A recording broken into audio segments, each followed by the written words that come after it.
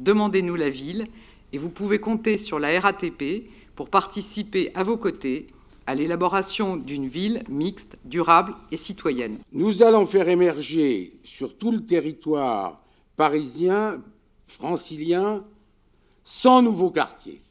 Et ces quartiers qu'on veut intelligents, que nous allons promouvoir en lien avec les maires, seront exemplaires en matière d'économie d'énergie, d'environnement et de services innovants. Aujourd'hui, on a vraiment besoin de logements de tout statut, de l'accession, de la location, des sociaux, des pas sociaux. On a vraiment besoin de toutes sortes de programmes. Et la préoccupation de la plupart des élus avec lesquels nous travaillons au quotidien, les maires, surtout en petite couronne, c'est évidemment de renforcer l'offre de logement. Les critères d'une ville citoyenne, vous savez, c'est quand on arrive à associer à l'habitat le culturel, l'économique, le social. La diversité de la ville, c'est pas forcément une diversité de façades excessive, c'est une diversité de types de logements, par exemple, pour soutenir des types de modes de vie et une sociologie variée. La densification, c'est pas réservé à la ville-centre. La densification, c'est aussi un outil qui permet de ménager au-delà des constructions, des espaces qui sont des espaces partagés, qui sont des espaces verts. La ville durable, appelons-la comme ça, aujourd'hui, elle est innovante, elle est inventive, mais surtout elle est en évolution permanente. La conception polycentrique de la ville engage les succès de la métropole de demain. Une ville perçue comme un corps fluide, qui va au-delà des limites et tisse des fragments. Une ville ponctuée de pôles d'activité où cohabitent logement, infrastructures et flux variés. Si vous n'avez pas de mobilité, de toute façon, vous n'avez pas d'urbanité.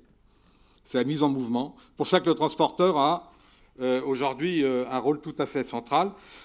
Deuxième point, c'est l'imaginaire. Qu'est-ce qui fait qu'il y a un imaginaire urbain? C'est qu'il y a des habitants qui habitent une ville, qui la pratiquent et qui écrivent une histoire et qui sont liés à une géographie, c'est-à-dire à un contexte. Faisons de la fabrication de la ville un projet capable d'anticiper les interruptions et les inflexions et d'amortir leurs conséquences. Une opération démontable, évolutive et malléable.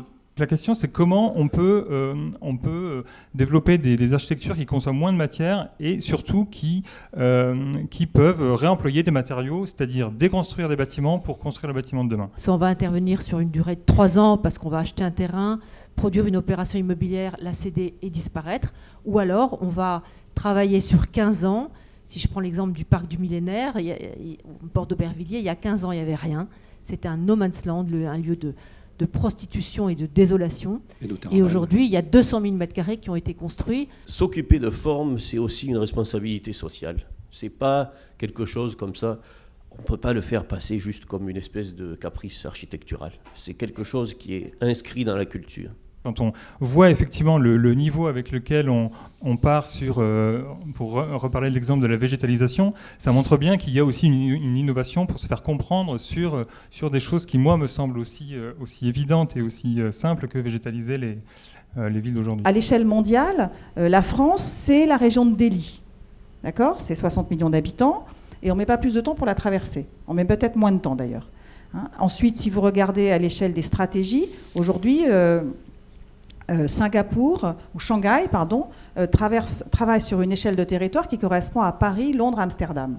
Donc voilà, c'est tout, il suffit de le savoir et de se dire que nous aussi, il faut qu'on s'y mette. Vous êtes un acteur d'une importance capitale parce que justement, la question des déplacements devient de plus en plus liée à la question de la constructibilité. C'est ce que l'on met parfois dans un ensemble qu'on appelle ville intelligente ou ville intelligente et durable, mais c'est cela faire le pari du XXIe siècle, et ce pari du XXIe siècle, nous devons le construire ensemble.